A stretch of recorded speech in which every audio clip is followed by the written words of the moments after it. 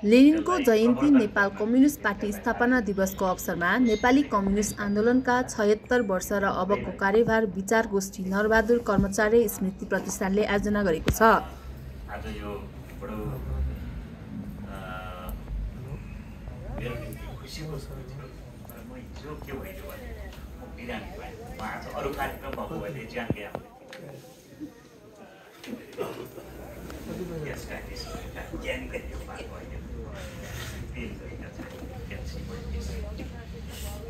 यसको महत्त्वलाई देखेर नै यहाँहरूसँग आएको। अर्को कुरो कहाँनिर थियो भने अलिअलि हाम्रो मुम्बईमा छुवाछुत छ है। अलिअलि आठ खोका प्रतियोगिताको त्यसको बढाइ चढाइ गर्ने पनि त्यसको डिफेन्स गर्ने माने मान नमाने मैतेहरूमा भनिराख्ने त्यो त हाम्रो मुम्बईको निकै पुरानो रोग हो। तर आज समाज अलि भिन्न ढङ्गले कम्युनिस्टहरूबाट अपेक्षा गरिरहेछ। हिजोको जस्तो हल्लारेपन आठे भनेपछि स्वाठे भनले मात्रै अब हुँदो रहेछ। अलिक फराकिलो दिलले विषय केन्द्रित भएर एजेन्डा केन्द्रित भएर भनेको के हो र गइँदैछ के त्यसको भेदलाई बुझ्ने गरिकन जाउँ भन्ने कता कता म अन्तर्प्रवाहका त्यस्ता दबाबहरू देख्छु। त्यस अर्थमा पनि म तपाईँहरूसँग केही आफ्ना निजी अनुभवहरू निजी मलाई लागेका मान्यता यहाँ सेयर गर्न पाइन्छ कि त्यो सेयर गर्नु मैले आफ्नो कर्तव्य पनि ठानेको छु। त्यस अर्थ पनि म आज यहाँहरू उपस्थित छु। त्यो घोषणापत्र जारी भएको दिन अनि पहिले 4 जना मान्छे बसे त्यसलाई डिक्लेयर गरेको चाहिँ 22 अप्रिल सायद यही होला। त्यो डिफरेन्स होला। अनि कुनलाई मान्ने त्यो घोषणापत्र जारी भएको दिनलाई मान्ने कि यो 4 जना मान्छे बसेर सङ्गठन बनायो। सङ्गठन हामीले धेरैले गरेका छौँ है। घोषणापत्र पछि तयार गरिएको छ। पहिले सङ्गठन बनाउने अनि घोषणापत्र तयार गर्ने। या मोटो एउटा आइडिया त बनेको हुँदो। तर प्रक्रियामा के हुन्छ भने कहिलेकाहीँ त्यो सङ्गठन बनाउने हामी यो दिशामा जाने भनेर छलफल गरिसकेपछि त्यो हामीले सामूहिक एउटा सङ्कल्पलाई सार्वजनिक रूपमा प्रस्तुत गर्ने काम चाहिँ घोषणापत्र मार्फत गरिन्छ। डिबेट यो होला कम्युनिस्ट पार्टी गठन हुने परिवेश हेर्नुहुन्छ भने त्यतिखेरको सामाजिक परिवेश सामन्तवादको एक्सट्रिम फर्मको अभिव्यक्ति, पावरको हाइली सेन्ट्रलाइजेसन, रिसोर्सको सीमित मानिसहरूको हातमा कन्सन्ट्रेसन। अब उदेखि त जागिर यो कर्मचारीहरूलाई जग्गा जग्गै बाँडिन्छ होइन। यहाँनिरको जस्तो नोट बाँड्ने भन्दा पनि जग्गा जग्गा जागिर होइन यो दिने कामहरू गरिन्थ्यो। फ्युडलिजमको त्यो फ्युडल लर्ड्सहरूको लोयल्टीलाई भर गरेर त्यसको बेसिसमा कसलाई कति दिने त्यो कामहरू गरिन्थ्यो। त्यसको विरुद्धमा बगावतको प्रक्रिया सुरु हुने आधारहरू निर्माण भइसकेर भित्रभित्रै पनि पहिला चाहिँ दरबारभित्रका शक्तिगुटहरू बिचको अन्तर्द्वन्द देखिन्छ। तर दरबारभन्दा बाहिर रहेको शक्ति त्यसको विरुद्धमा आएको छ। करिब प्रजा परिषदको उद्भवदेखि त्यसको उदय पछाडि सायद यो क्रम सुरु भएर हामी कहाँमा कम्युनिस्ट पार्टी बन्ने भनेको चाहिँ कम्युनिस्ट घोषणापत्र मार्क्स एङ्गेल्सले जारी गरेको घोषणापत्रको हिसाब किताबले गर्ने हो भने 101 वर्ष पछाडि निर्माण भएको होइन। 1848मा कम्युनिस्ट घोषणापत्र तयार भयो। 1949 भन्नाले 101 वर्ष पछाडि।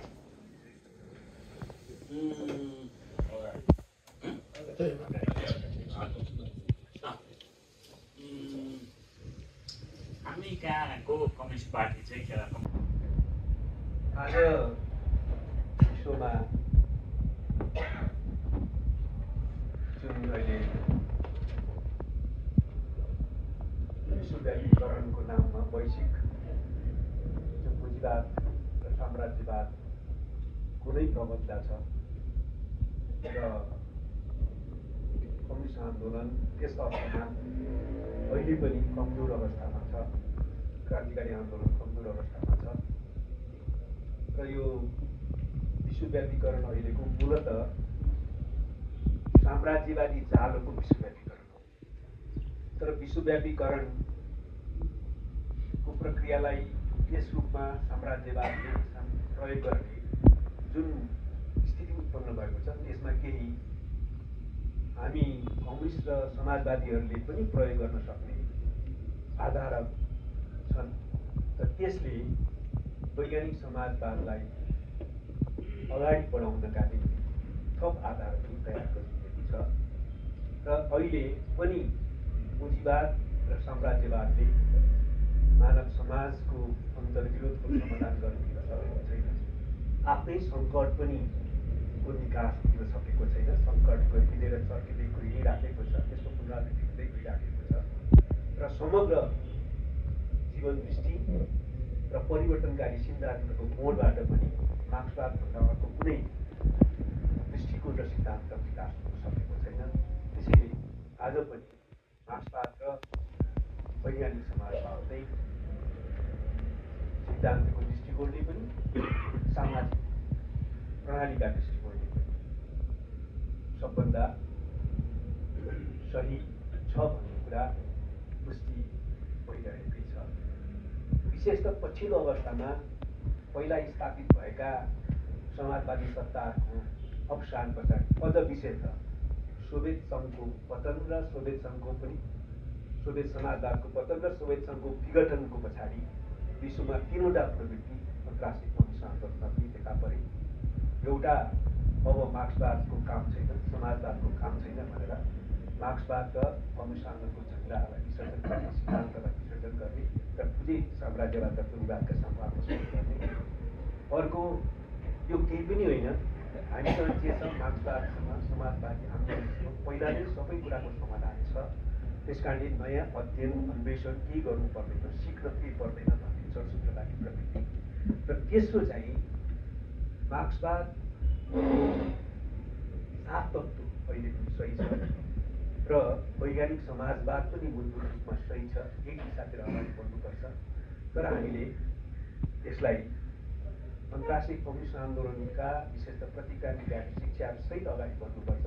मार्क्सवादको विकास गर्नुपर्छ र नयाँ ढङ्गले थपिएका नयाँ सन्दर्भहरूलाई सम्बोधन गर्ने पनि मार्क्सवादको विकास गर्नुपर्छ भन्ने र हामीले तेस्रो धारालाई पक्राउनुपर्छ र त्यसै अनुसार हामीले मार्क्सवादको रक्षा गर्दै त्यसको विकास गर्दै त्यसको सृजनात्मक प्रयोग गर्दै अगाडि बढ्नुपर्ने आवश्यकता छ।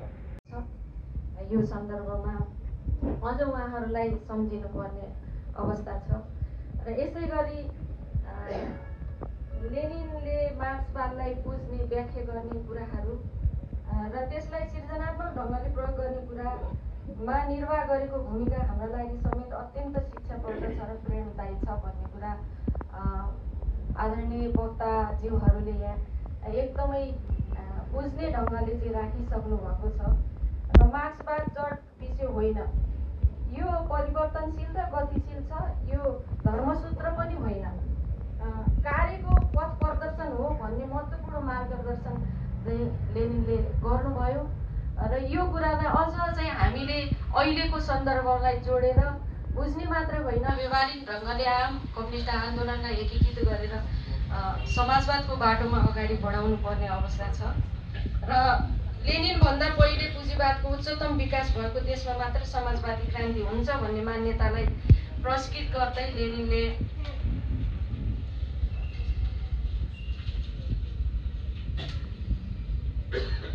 भन्नुभयो, क्रान्ति जनतामा जागरण, पुरानो सत्तामा सङ्कट र क्रान्तिको नेतृत्व गर्न सक्ने पार्टी भएको ठाउँमा हुन्छ भनेर उहाँले त्यसलाई सृजनात्मक ढङ्गले विकास गर्नुभयो।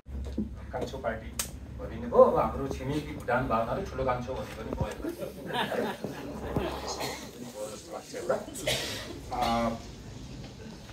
अब कम्युनिस्ट लिग बनेदेखि यता हिसाब गर्ने हो भने अनि टङ्क दाइले भन्दै हुनुहुन्थ्यो 100 वर्षभन्दा बढी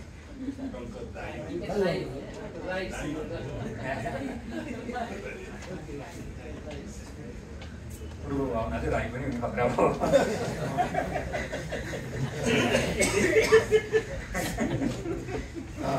पहिचान बाँध्ने भयो भनेको मैले जोड्दै थिएँ कि यो कम्युनिस्ट लिग भनेको 1840-45 वरिपरिबाट हिसाब किताब गर्ने 100 वर्षभन्दा बढी यो प्लेखानोभले बनाएको 1883 को मजदुर मुक्ति दललाई एउटा आधार मान्न सकिन्छ। त्यसको विकसित हो 1898 को सामाजिक जनवादी मजदुर पार्टी उसको त्यसलाई आधार मान्दा एउटा हिसाब किताब हुन्छ। हाम्रो दुई छिमेकीमा बनेका कम्युनिस्ट पार्टीहरू तर लगभग उसको समयमा बनेको छ। 1 वर्ष अगाडि भारतको र 1 वर्ष पछाडि चीनको कम्युनिस्ट पार्टी बनेको हामी देख्छौँ। त्यसरी हेर्दा चाहिँ हामी अलिकति पछाडि र ती देशहरूमा क्रान्तिको उभारको प्रेरणाबाट हाम्रो चाहिँ पार्टी बनेको हामी देख्छौँ। समाज रूपान्तरण आन्दोलनमा नेपाली कम्युनिस्टहरूले अधिकतम रगत पसिना र आँसु बगाएको हामी देख्छौँ। त्यो तलको जमिनको कम्युनिस्ट एउटा कार्यकर्ता समर्थक जनतादेखि माथिल्लो तहको नेतृत्वले समेत पर्याप्त मात्रामा अधिकतम मात्रामा रगत पसिना र आँसु बगेको छ यो आन्दोलनमा। तर त्यो रगत पसिना र आँसुको त्यो मूल्य हाम्रा इतिहासका टुटफुट एकापसका आरोप र गालीमा मजा मान्ने आजको संस्कृतिले चाहिँ खण्डित गरिराखेको मलाई अनुभूति हुन्छ। त्यसो भएको हुनाले सुसङ्गत बहस जरुरी छ, आलोचना जरुरी हुन्छ। तर बेतुका गालीहरूमा हामी जो केन्द्रित हुन्छौँ त्यसले चाहिँ इतिहासका ती योगदानहरूलाई खण्डित गर्ने निश्चित रूपमा गर्छ र त्यसको बाजारमा हामी आज परिराखेका छौँ भनेर बुझ्नुपर्ने हुन्छ। आज पनि जनस्तरमा कम्युनिस्टहरूप्रति विश्वास छ। हिजो जस्तो थियो त्यही पैमानाको सघनतामा त म देख्दिनँ आज कम्युनिस्टहरूप्रतिको विश्वास।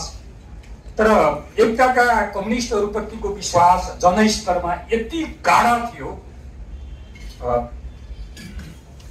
तर त्यो गाढा जनस्तरको विश्वासलाई पार्टी मार्फत र पार्टीका नेताहरू मार्फत चाहिँ अगाडि बढाउन सकेको मैले देख्दिनँ। त्यो जनविश्वासलाई त्यही अनुकूलको नेतृत्व विकास, नेतृत्व भनेको व्यक्ति भन्ने मैले भनेको थिएँ। त्यसको सोच्ने तरिकादेखि त्यसको जीवनशैलीसम्मको मैले श्रृङ्खलालाई भनेको। त्यो जनस्तरको त्यो अत्याधिक विश्वासलाई नेतृत्व गर्ने पार्टी र तिनको नेतृत्व चाहिँ कम्युनिस्ट नबनेको मात्रै होइन, अहिले पछिल्लो सन्दर्भमा त वामपन्थी पनि देख्दैन मैले है। वामपन्थी पनि देख्दिनँ भनिसकेपछि यो ठुलो सङ्कटमा हामी छौँ। एकातिर जनताले ठुलो विश्वास गर्ने, अर्कोतिर त्यसको नेतृत्व गर्नुपर्ने शक्ति चाहिँ वामपन्थी पनि नहुने होइन। कम्युनिस्टहरूलाई वामपन्थी बनाउनु पर्ने आजको हाम्रो चुनौती जो हामीले देखिराखेका छौँ। यो हिसाबले हेर्ने हो भने चाहिँ जनस्तरको त्यो कम्युनिस्टहरूप्रति जनविश्वासलाई त्यही स्तरमा नेतृत्व गर्ने पछिल्लो पुस्ता तयार हुन्छ हुँदैन भन्ने परीक्षामा होला जस्तो लाग्छ मलाई। मार्क्सवाद भनेपछि चाहिँ त्यो वैज्ञानिक हो र वैज्ञानिक सिद्धान्त चाहिँ अकाट्य हुन्छ, त्यो प्रमाणित हुन्छ, तथ्यपरक हुन्छ, तर्कसङ्गत हुन्छ। त्यसकारण त्यसमा कुनै परिवर्तन आवश्यक हुँदैन। हाम्रो एउटा मान्यता हो, आम रूपमा हामीले मान्ने विज्ञानलाई मान्ने त्यही हो। त्यसकारण न्युटनको सिद्धान्तलाई हामीले कहिले पनि परिवर्तन गर्नुपर्छ भनेर सोच्दैनौँ र आइन्स्टाइनको सिद्धान्तलाई पनि हामीले कहिले परिवर्तन गर्नुपर्छ भनेर सोच्दैनौँ र त्यही स्तरमा हामीले मार्क्सवादलाई राख्छौँ र मार्क्सवादमा पनि कुनै परिवर्तन आवश्यक छैन। परिवर्तन गरियो भने त्यो संशोधनवाद हुन्छ, दक्षिणपन्थ हुन्छ र त्यसको अनुसरण अक्षरशः पालन गर्नुपर्छ, त्यसको अनुसरण अक्षरशः हुनुपर्छ। तब मात्रै मार्क्सवादी हुन्छ, तब मात्रै मार्क्सवादको सार्थकता हुन्छ। हाम्रो मान्यता यही हो। तर लेनिनले चाहिँ त्यसो गरेन। लेनिनले भाँडे मार्क्सवादमा चाहिँ लेनिनले नयाँ धाराको विकास गर्नको लागि मार्क्सवादमा भाँडबोइलो मचायो। अहिलेको हाम्रो भाषामा भन्दा भाँडबोइलो मचायो भन्नु मिल्छ। त्यसैको परिणाम आयो लेनिनवाद। तर मार्क्सवाद त छँदै थियो पहिलेदेखि। मार्क्सवाद पहिल्यै थियो। मार्क्सवादलाई अनुसरण गरेर रुसमा पार्टी खोलिएको र त्यो पार्टी पनि मार्क्सवादी पार्टी हो। नेता पनि ठोस ढङ्गले सैद्धान्तिकृत गरेर जनवादी केन्द्रीयतालाई स्थापित गर्ने काम उहाँले गर्नुभयो। त्यसको साथसाथै अहिले जुन बहुदलीय प्रतिस्पर्धामा हामी अभ्यास गरिरहेका छौँ त्यो सुरु स्थापना कालदेखि नै कहीँ पनि हामी नेपालमा नयाँ जनवाद अथवा चाहिँ समाजवाद स्थापना गरेर एकदलीय बनाउनेछौँ भन्ने कहीँ त डकुमेन्टमा भेट्नुहुन्न। उहाँले चाहिँ त्यसलाई बहुदलीय प्रतिस्पर्धा साथ जाने कुरा नै अहिले जतिको प्रष्ट हुने कुरा त परिस्थितिले सम्भव थिएन, तर प्रतिस्पर्धाबाट जाने कुरा नै त्यहाँ चाहिने उहाँको डकुमेन्टहरूमा हामी भेट्छौँ। उहाँको जीवनशैलीको बारेमा अर्को उसमा म बुदामा पछि बताउँछु एकछिनपछि। त्यहाँ एउटा रातो गातो भएको चाहिँ किताब थियो, त्यहाँ चाहिँ गद्दार पुष्पलाल लेखा त्यो भर्खर छापिएर अनि चाहिँ त्यहाँ आएको रहेछ। अनि त्यहाँ भारतमा जुलुस हुन्थे, अनि केटाकेटीहरूले जुलुस देखिन्थ्यो, त्यहाँ अब त्यो चुनाव आउँथ्यो, अनि इन्दिरा गान्धीको विरुद्धमा समर्थनमा नारा लगाउँदाखेरि हामीलाई रमाइलो लाग्थ्यो। अनि त्यसपछि त्यो गद्दार पुष्पलाल लेखेको गद्दारको अर्थ मैले बुझेको कुरो थिएन, म 4 क्लासमा पढ्थेँ। अनि मैले गीत गाएँ जस्तो गद्दार पुष्पलाल भन्दै चाहिँ त्यहाँ त्यो वरिपरि म चाहिँ उहाँले बोलाएर माया भन्न हुन्न। अनि मैले राम्रै केटाकेटी मेरो भएपछि सम्झन्छु। त्यसपछि त्यहाँ दिउँसो केही नेताहरू जुट्नु भएको थियो, अनि उहाँहरूले चाहिँ माइलदाई भन्नुहुन्थ्यो। सबैले चाहिँ कमरेडी भनेर भन्ने त्यति पछि सम्झिन्छ, सबैले माइलदाई भन्ने गरेको म सम्झन्छु। यसको खण्डन लेख्नुपर्छ भनेर एक दुईवटा नेताहरूले जोरदार ढङ्गले भनेको मलाई स्मरण छ। त्यसमा चाहिँ त्यति त्यसपछिको घटना म सम्झिन्न, के भनेको होला भन्ने लागिरहेको थियो। पछि मतलब नेताहरूसँग त्यतिखेर के भएको थियो भन्नु अलि आफूले अलि बुझ्ने भएपछि सोद्धाखेरि उहाँले चाहिँ धेरै टेबुल ठटाएर चाहिँ यो खण्ड लेख्नुपर्छ भनेर त्यो मेरो स्मरणमा रह्यो। पछि सैद्धान्तिक कुराहरू छ, मेरो दिमागले समात्ने बेला थिएन त्यतिखेर।